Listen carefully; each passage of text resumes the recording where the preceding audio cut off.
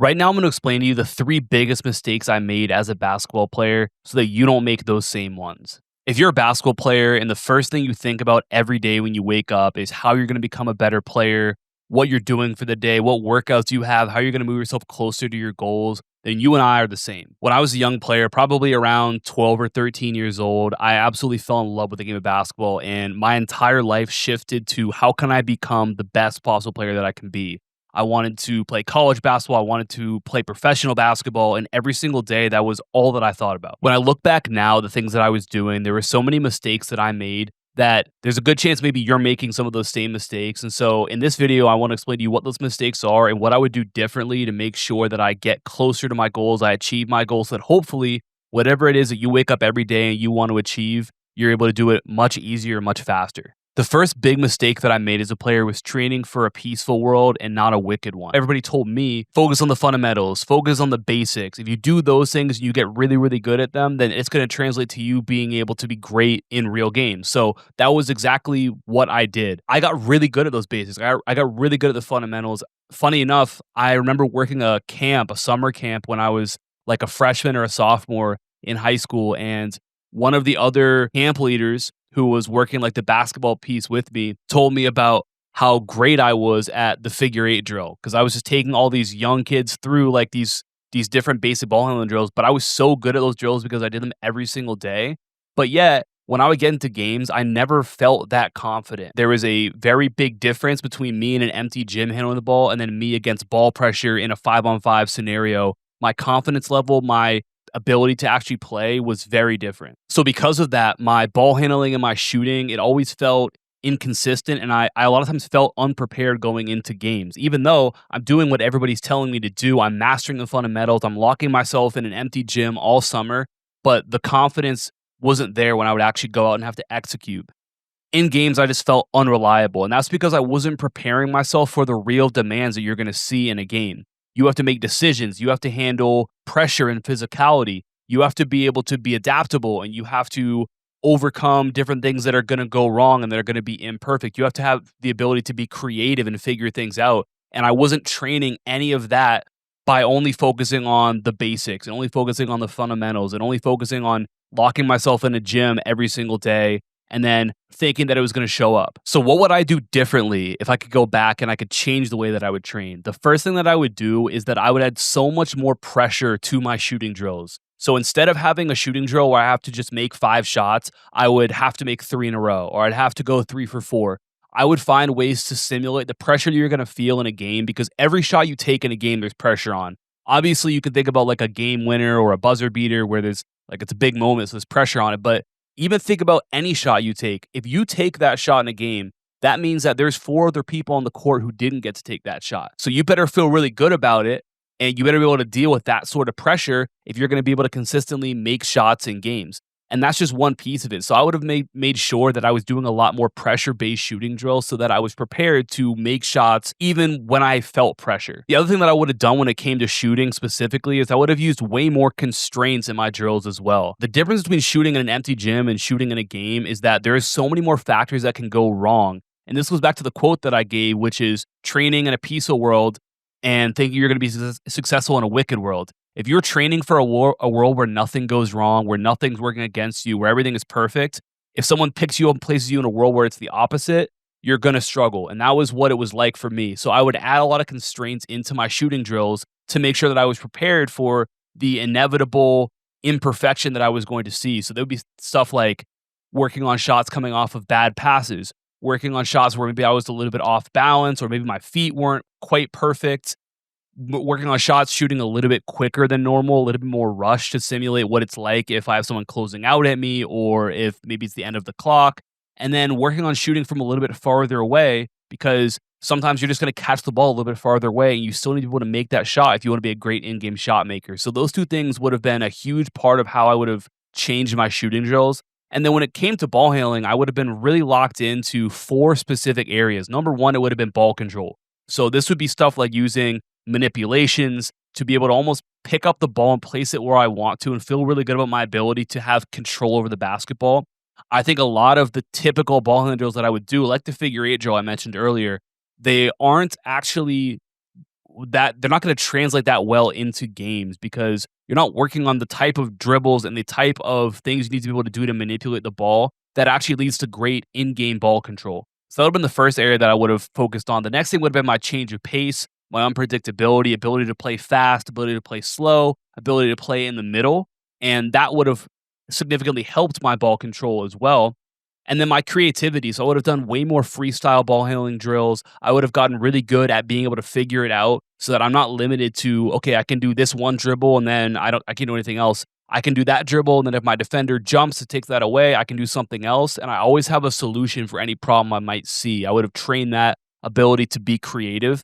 And then the fourth thing is overall movement. And this would have been really helped by working on change of pace and creativity. But being a great ball handler really goes back to being able to move well with the basketball. Can you keep the ball up with your body when you move? If you want to go really fast, can you make sure that the ball can stay with you? If you want to go really slow, if you want to change direction, are you able to do those things to keep the ball up with you? And that would have been way more of a focus. I'll link a video above going into some of this a little bit more if you want some examples of this, but that's how I would have approached my ball handling instead of just saying, well, I'm going to do the figure eight drill, then I'm going to do low pounds and high pounds, and then wondering why I get to games and I don't feel good with the ball in my hands. That's what I would have changed. The second mistake that I made was not playing enough one-on-one. I was told over and over again, if you want to become a great player, lock yourself in an empty gym for the whole offseason and just put in the work. And then when you get back to your team in the season, you're going to be a whole new player. You're going to get onto the court and you're going to take over. You're going to dominate right away. You're going to make every shot. You're going to have the ball on a string. You're going to finish every layup. That's what I was told. In reality, the most improvement that I ever saw was actually the year after I graduated from high school. So that entire offseason, that entire summer, I was training to get an opportunity at the college level. And so I ended up playing just a lot more one-on-one. I would go down to the YMCA and we knew the guy who owned it. And so after hours, it would be a bunch of the local college players, some of the really good high school players. You know, we'd be in there, we play one-on-one, we play 2-on-2, 3-on-3 for an hour, hour and a half. And I got so much better at basketball because of those one-on-ones specifically.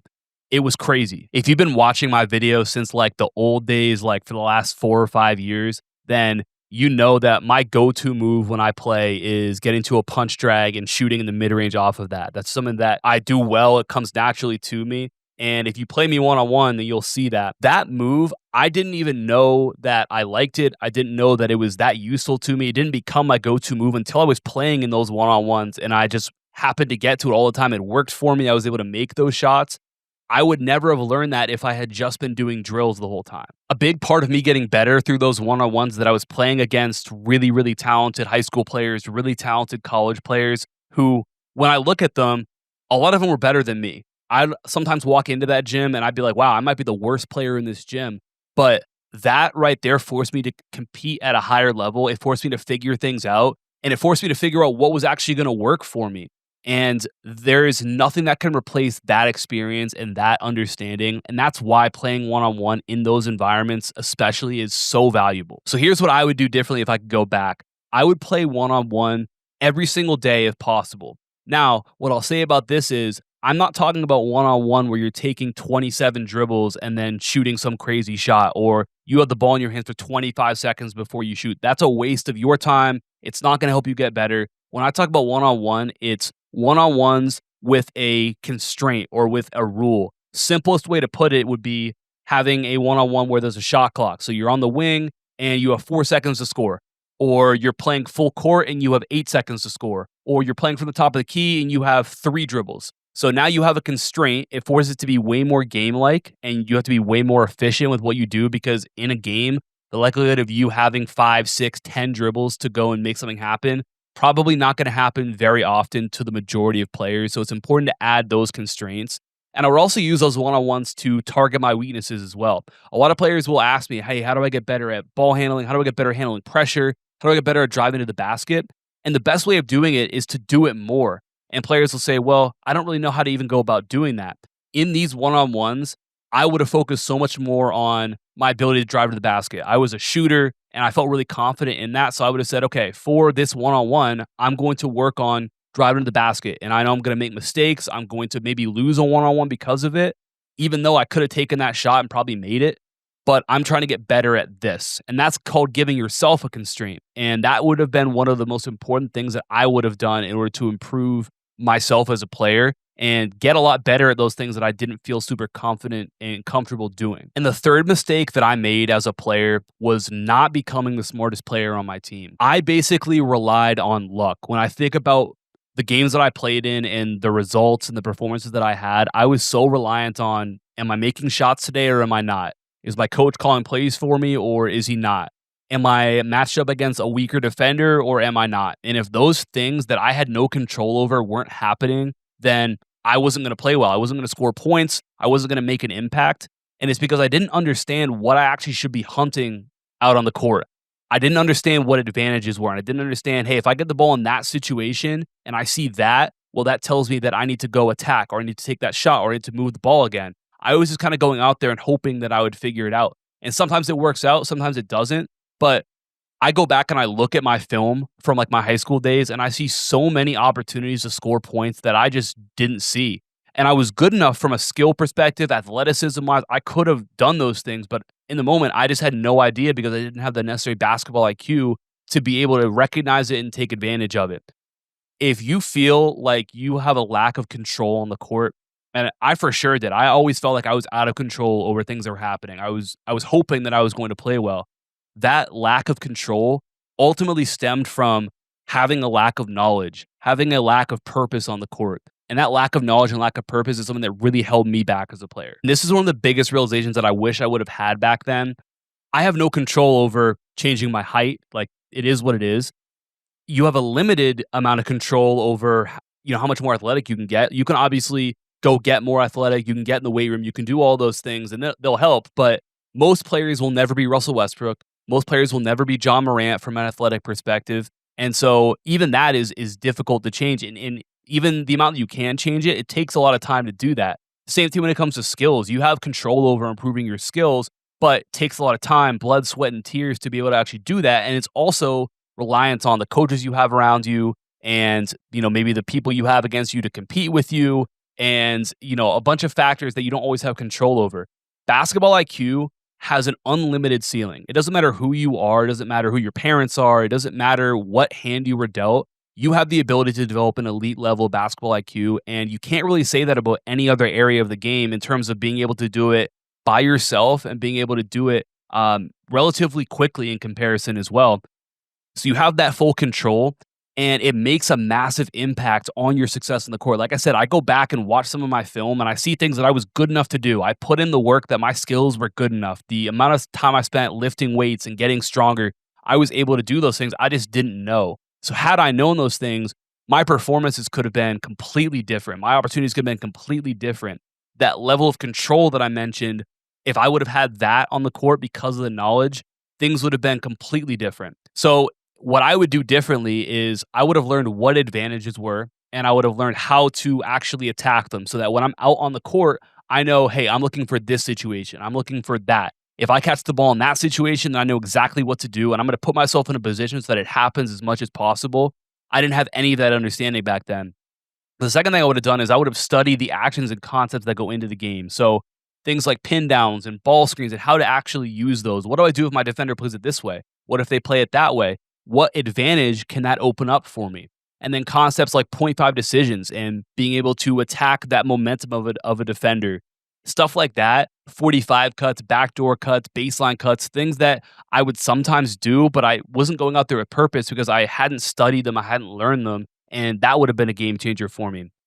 What my goal should have been back then was to become the smartest player on any team that I was on because it would have been the one thing that I could control. And also, it would have really separated me because I played on some pretty good teams. So there was never a time where I felt like, oh yeah, I'm the absolute best in this one area because I was playing with other good players. This was an area that was ripe for the taking because as important as it is, it's not a main priority for a lot of players for a couple reasons. First of all, it's much easier to look at the surface level and say shooting, ball handling, finishing, the stuff that you see. Very easy to focus on that.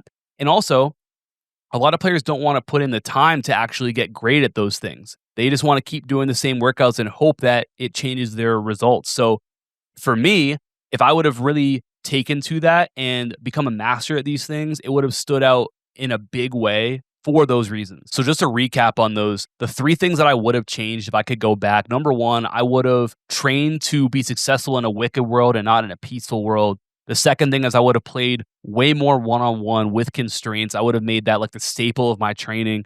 And then number three is I would have become the smartest player on the court on any team I would have played on, and that alone would have transformed my results and my impact on the court. Following those three things, that would have led to me being a consistent double-digit scorer, even on nights where I might not shoot the ball super well, I might not have a bunch of plays called for me. I would have been able to find so many more opportunities that, like I said, I missed back then. Number two is my confidence would have been way higher every time I stepped on the court because I know that I've been preparing myself to be successful in a wicked world, which is a game where things are unpredictable and imperfect. You have to be able to figure it out and adapt. The third thing is I would have been a smarter and more efficient scorer. Like I said, I wouldn't have needed to rely so much on external factors working out for me to be able to score and make an impact. I would have been able to find those opportunities and capitalize on them.